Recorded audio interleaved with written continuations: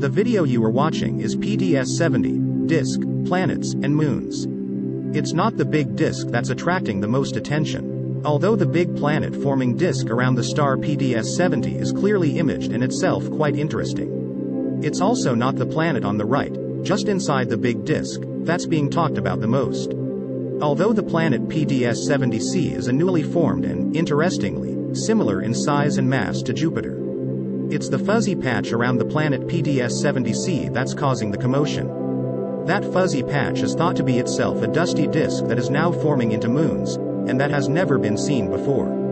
The featured image was taken by the Atacama Large Millimeter Array, ALMA, of 66 radio telescopes in the high Atacama Desert of northern Chile.